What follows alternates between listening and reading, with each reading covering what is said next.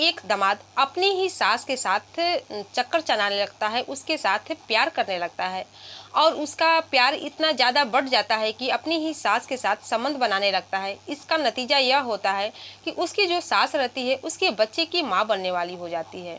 इसके बाद जब इस बात की खबर उसकी पत्नी को पता चलती है तो इसका अंजाम जो होता है उसके बारे में सुनकर आपके पैरों तले जमीन खिसक जाएगी।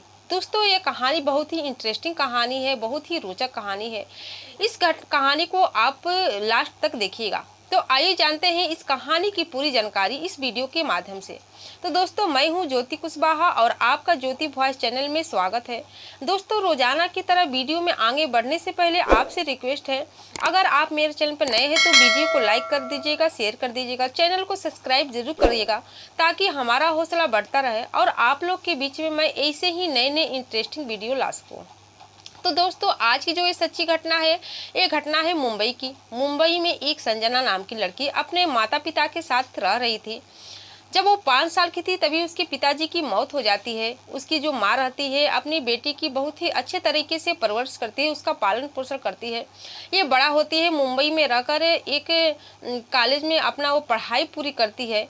पढ़ाई पूरी करने के बाद वो अच्छे तरीके से पढ़ाई कर लेती है, बहुत ज़्यादा पढ़ाई करती है। इसके बाद पढ़ाई करने के बाद वो अलग अलग कंपनियों में जाने लगती है इंटरव्यू देने के लिए। जब वो वहाँ पर इंटरव्यू देने के लिए जाने लगती है तो एक लड़के से उसकी मुलाकात होती है। उस लड़के का नाम संजय होता है। जब उससे उसकी मुलाकात होती है तो उससे बातचीत होने लगती है। बातचीत करते करते दोस्ती हो जाती है। दोनों एक दूसरे का मोबाइल नंबर लेते हैं, देते हैं और इसके जरिए वो बातचीत करने लगते हैं। दोस्तों, बात करते करते दोनों में कब प्यार हो जाता है उन लोग को पता ही नहीं चलता है। कुछ दिन के बाद संजना की एक बैंक में नौकरी लग जाती है, वो बैंकर हो जाती है और इधर जो संजय था उसका भी एक सॉफ्टवेयर कंपनी में जॉब लग जाती है। दोनों बहुत ही अच्छे पद पर हो जाते हैं, दोनों कमाने लगते हैं। इसके बाद दोनों शादी करने को सोचते हैं, लेकिन अपने अपने परिवार के बारे में अभी ये बात नहीं बताई थी कि दोनों एक दूसरे से प्यार करते हैं। इसके बाद संजना अपनी माँ से बताती है कि मैं एक संजय नाम के लड़का से प्यार करती हूँ और वो एक सॉफ्टवेयर इंजीनियर है। जब ये बात उसकी माँ को पता चलती है तो कहती है कि ठीक है, जहाँ मर्जी जहाँ तुम शादी कर लो, लेकिन पहले मैं उस लड़के से मिलना चाहती हूँ। संजना कहती है कि ठीक है। एक दिन संजय को अपनी माँ से मिलाने के लिए ले जाती है। संजना की माँ जब उस लड़के को देखती है तो काफ़ी पसंद आ जाता है संजय। उसको देखकर कहती है कि ठीक है, मैं इसी लड़के से तुम्हारी शादी कर दूंगी। इसके बाद दोनों कोर्ट मैरिज करते हैं और मंदिर में जाकर एक नॉर्मल तरीके से शादी कर लेते हैं। दोस्तों, शादी करने के बाद दोनों अपनी अपनी ज़िंदगी में खुश हो जाते हैं और इसकी जो माँ रहती है मुंबई में रहने लगती है और वो दोनों पति पत्नी पुणे में रहकर अपना काम कर रहे थे। ऐसे ही कुछ दिन बीत जाता है। जब 1-2 महीने बीत जाते हैं तो संजना को अकेलापन महसूस होने लगता है। वो अपनी माँ से कहती है कि माँ, क्यों ना तुम वहाँ पर अकेली हो और यहाँ आ जाती तो हम लोग के साथ रहती, ये वहाँ पर अकेली रहकर क्या कर रही हो। इसके बाद उसकी माँ कहती है कि नहीं, मैं वहाँ नहीं आ सकती क्योंकि बेटी का घर है, बेटी के घर में रहना अच्छा नहीं लगेगा। इस पर संजना बहुत ही दबाव डालती है, अपनी माँ से प्रेशर डालती है। अपनी माँ से कहती है कि यहाँ पर आ जाओ, हमको भी अच्छा लगेगा, हमारा मन यहाँ पर नहीं लग रहा है। कुछ दिन के बाद संजना की माँ अपनी बेटी के यहाँ पुणे रहने के लिए चली जाती है। जब वहाँ जाती है तो जो संजय था वो ज़्यादातर ड्यूटी अपने घर पर ही रहकर करता था। वो कभी कभार जाता था ऑफिस काम करने के लिए, लेकिन ज़्यादातर घर पर ही रहकर ड्यूटी करता था लैपटॉप के जरिए। और जो संजना थी वो बैंक में जॉब करती थी। वो सुबह उठकर अपने काम के लिए निकल जाती थी, अपने ऑफिस चली जाती थी।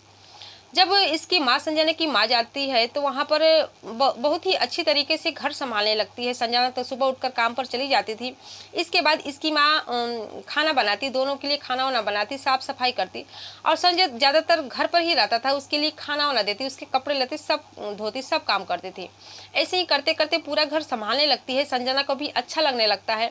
उसे भी एहसास नहीं होता है कि ये काम करना है, वो काम करना है। वो निफिक्र होकर सुबह उठकर नाश्ता करके अपने काम पर चली जाती थी। दोस्तों, ऐसे कुछ दिन बीत जाता है। कुछ दिन बीतने के बाद जो संजना का पति था संजय, वो अपनी सासू माँ की तरफ ज़्यादा झुकाव होने लगता है, उससे ज़्यादा घुलने मिलने लगता है। और जो उसकी माँ रहती है संजना की माँ, वो अपनी दामाद के प्रति ज़्यादा घुलने मिलने लगती है। ऐसे करते करते दोनों में कब प्यार हो जाता है सास और दामाद में, उन लोग को पता भी नहीं चलता है। और ये बात से संजना अनजान रहती है कि मेरे पति और मेरे माँ के एक दूसरे के साथ चक्कर है। फिर दोनों जब संजना अब रूम पर नहीं रहती थी, वो अपने काम करने चली जाती थी, तो संजय तो अक्सर घर पे ही रहता था। दोनों को जब भी समय मिलता एक दूसरे के साथ नाजायज़ संबंध भी बना लेते थे, शारीरिक संबंध बना लेते थे।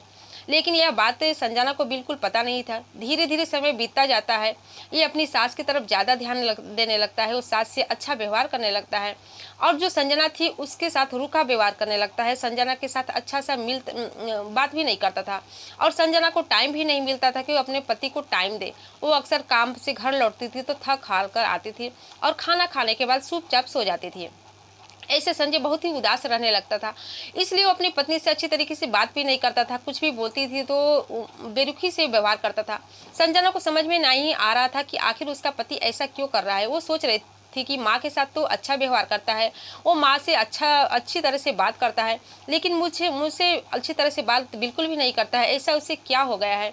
फिर वो अपने मन में सोच लेती थी कि हो सके माँ रिश्ते में बड़ी है, उसका मान सम्मान कर रहा है, इसलिए उसे अच्छी तरह से बात कर रहा है।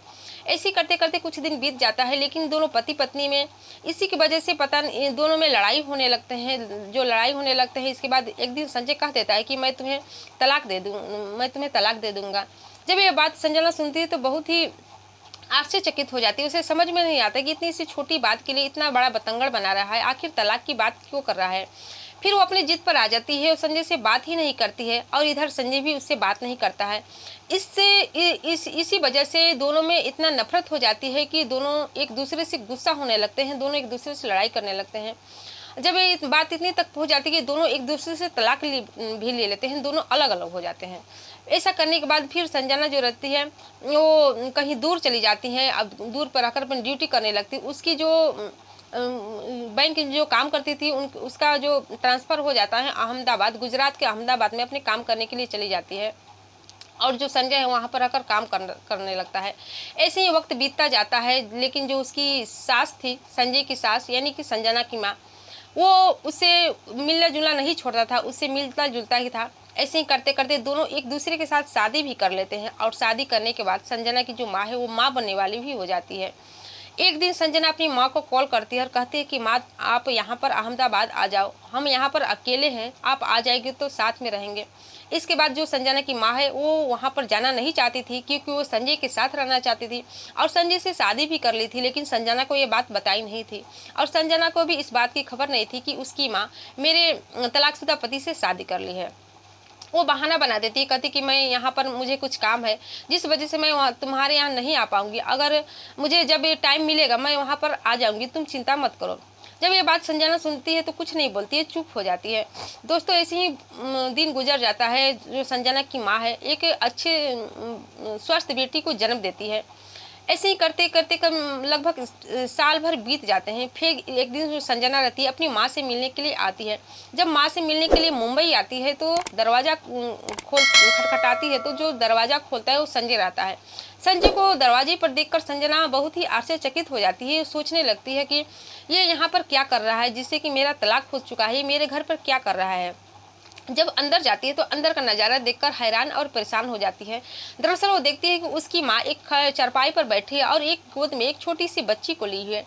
यह देखकर वो परेशान हो जाती है और जो संजना की माँ थी वो अपनी बेटी को देखकर हैरान हो जाती है कि आखिर वो कहे तो क्या कहे। संजना पूछने लगती है कि माँ ये बच्ची किसकी है और संजय यहाँ पर क्या कर रहा है।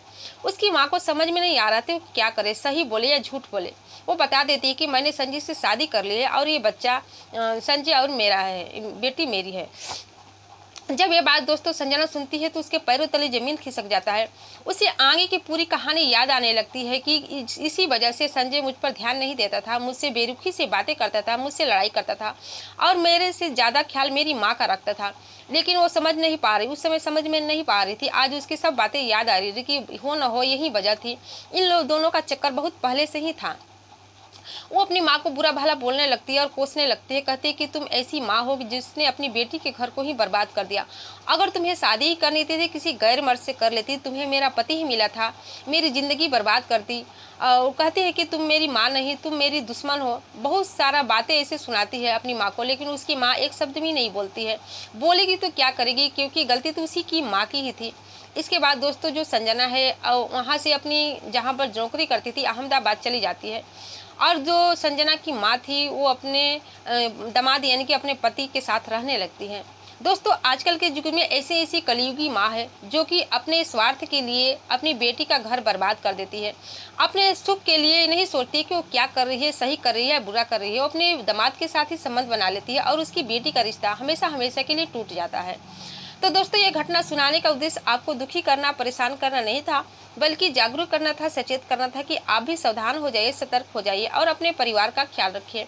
इस घटना से आपकी क्या राय है, कमेंट सेक्शन में कमेंट करके ज़रूर बताइएगा। और क्या संजना की माँ सही की थी या उसका पति सही किया था, इसमें किसकी कितना गलती है, कमेंट सेक्शन में कमेंट जरूर करिएगा। और आप मेरी वीडियो कहाँ से देख रहे हैं, किस जगह से देख रहे हैं, अपना पता, अपना नाम और अपनी जगह का पता जरूर बताइएगा।